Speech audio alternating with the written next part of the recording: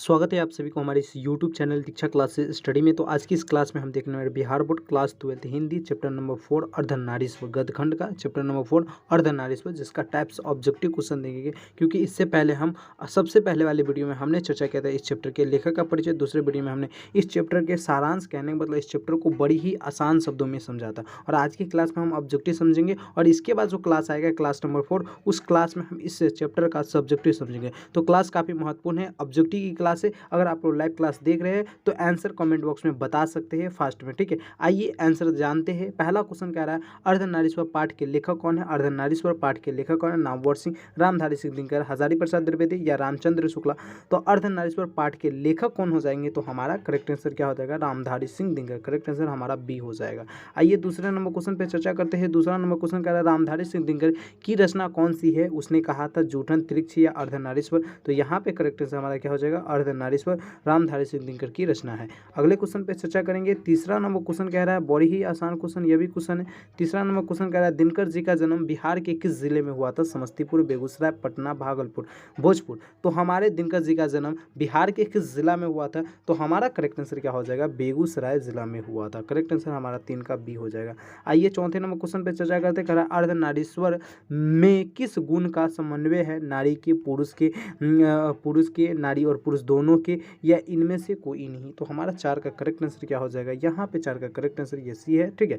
तो हमारा अर्धनारीश्वर में किसके गुण का समन्वय किया गया? तो नारी और पुरुष दोनों के गुणों का समन्वय किया गया। तो करेक्ट आंसर हमारा सी हो जाएगा। अगले क्वेश्चन पे चर्चा करेंगे। 5वें नंबर क्वेश्चन काफी महत्वपूर्ण क्वेश्चन है। कह रहा है दिनकर जी की पहली काव्य पुस्तक कौन सी है? दिनकर जी की पहली काव्य पुस्तक कौन सी है? कुरुक्षेत्र, हुंकार, रसवंती या प्रभंग। तो आपको जब चैप्टर पढ़ा रहा था तो उस समय भी इस प्रश्न का आंसर दिए थे। करेक्ट आंसर क्या हो जाएगा? प्रभंग है, दिनकर जी की पहली काव्य कृति पुस्तक, ठीक है। आइए अब छठे नंबर क्वेश्चन पे चर्चा करते हैं। छठा नंबर क्वेश्चन देखिए काफी महत्वपूर्ण क्वेश्चन, ये भी क्वेश्चन है। कह रहा है दिनकर जी की पहली कविता किस पत्रिका में प्रकाशित हुई थी? यानी दिनकर जी की जो पहली कविता था वह किस पत्रिका में प्रकाशित हुई थी? छात्र सहोदर, छात्र पत्रिका, छात्र मित्र या इनमें से कोई नहीं। तो दिनकर जी की जो पहली कविता था वह किस पत्रिका में यानी प्रकाशित हुआ था? तो करेक्ट आंसर हमारा क्या हो जाएगा? छात्र सहोदर में यह प्रकाशित हुआ। तो करेक्ट आंसर हमारा ए हो जाएगा। अगले क्वेश्चन पे चर्चा करेंगे। आपके लिए 7वें नंबर क्वेश्चन कह रहा है काफी महत्वपूर्ण क्वेश्चन, यह भी दिनकर जी की पहली कविता कब प्रकाशित हुई? तो दिनकर जी की जो पहली कविता था वह प्रकाशित होने का तिथि हमसे पूछ रहा है। तो 1925 ईस्वी में। कब हुआ था? तो 1925 ईस्वी में हुआ था पहली कविता प्रकाशित, ठीक है, याद रखेंगे। आइए 8वें नंबर क्वेश्चन पे चर्चा करते हैं। 8वें नंबर क्वेश्चन कह रहा है दिनकर जी के अनुसार यदि पति विचार है तो पत्नी क्या है? बुद्धि है, समझ है, भावना है या इनमें से कोई नहीं। तो हमारा करेक्ट आंसर यहाँ पर यदि दिनकर जी कहते हैं कि यदि पति विचार है तो पत्नी भावना है। करेक्ट आंसर हमारा सी हो जाएगा। अगले क्वेश्चन पे चर्चा करेंगे। आपके लिए 9वें नंबर क्वेश्चन है इस चैप्टर का। 9वां नंबर क्वेश्चन कह रहा है बुद्ध और महावीर ने नारियों को कौन सा अधिकार दिया? तो बुद्ध और महावीर ने नारियों को कौन सा अधिकार दिया था? तो 9 का करेक्ट आंसर हमारा क्या हो जाएगा? बी हो जाएगा। विवक्षणु होने के, क्या विवक्षणु होने के। तो करेक्ट आंसर हमारा क्या हो जाएगा? B is the correct answer. अगले क्वेश्चन पे चर्चा करेंगे। आपके लिए 10 नंबर क्वेश्चन काफी महत्वपूर्ण क्वेश्चन है। 10 नंबर क्वेश्चन क्या कह रहा है? ध्यान से देखेंगे। कह रहा पुरुष जब नारी के गुण लेता है तब वह देवता बन जाता है, किंतु नारी जब नर के गुण सीखती है तब वह राक्षस हो जाती है। यह कथन किसका है? तो 10 का करेक्ट आंसर हमारा क्या हो जाएगा? 10 का करेक्ट आंसर हमारा सी हो जाएगा। प्रेमचंद्र का। क्या हो जाएगा? प्रेमचंद्र का। और इसी कथन से हमारे दिनकर जी क्या थे? नाराज थे। जब चैप्टर पढ़ा रहे थे तो उस समय बताए हुए थे। आइए अगले क्वेश्चन पे चर्चा करते हैं। 11 नंबर क्वेश्चन देखिए। 11 नंबर क्वेश्चन कह रहा है अर्धनारीश्वर किस विद्या के से संबंध है? निबंध से, कहानी के एकांकी से, व्यंग से। यह क्वेश्चन है ना काफी विवेक क्वेश्चन है। इस क्वेश्चन में ना काफी बच्चे फंसते रहते हैं हमेशा, ठीक है। तो इसमें कभी भी नहीं फंसिएगा। इसका करेक्ट आंसर एकांकी लगाइएगा। जहां पर भी ऑप्शन रहेगा करेक्ट आंसर सी लगाइएगा, एकांकी। अर्धनारीश्वर का किस विद्या से संबंध है? तो एकांकी से, ठीक है। अगले क्वेश्चन है 12 नंबर क्वेश्चन देखिए। काफी कमाल का क्वेश्चन यह भी क्वेश्चन है। क्वेश्चन कह रहा है किसने अपने जीवन के अंतिम दिनों में नारीत्व की साधना की थी? किसने अपने जीवन के अंतिम दिनों में नारीत्व की साधना की थी? गांधी जी ने, रविंद्रनाथ ने, दिनकर जी ने या उदय प्रकाश ने। तो हमारा 12 का करेक्ट आंसर क्या हो जाएगा? 12 का करेक्ट आंसर हमारा करेक्ट आंसर ए हो जाएगा। गांधी जी ने। क्या हो जाएगा? गांधी जी ने। गांधी जी जो था वह अपने अंतिम दिनों में नारीत्व की साधना किया हुआ था। तो करेक्ट आंसर हमारा ए हो जाएगा।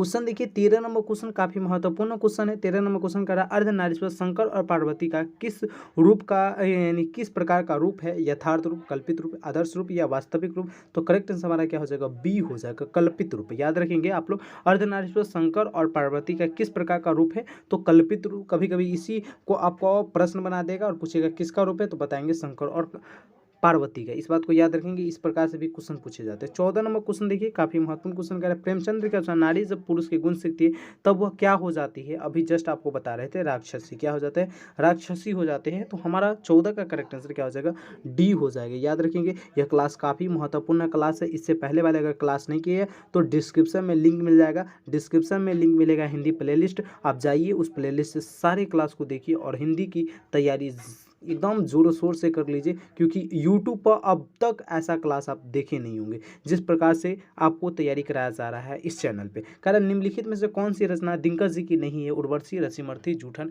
या कुरुक्षेत्र। दिनकर जी की निम्नलिखित में से कौन सी रचना नहीं है, तो 15 का करेक्ट आंसर क्या हो जाएगा, 15 का करेक्ट आंसर हमारा सी हो जाएगा, जूठन इज द करेक्ट आंसर।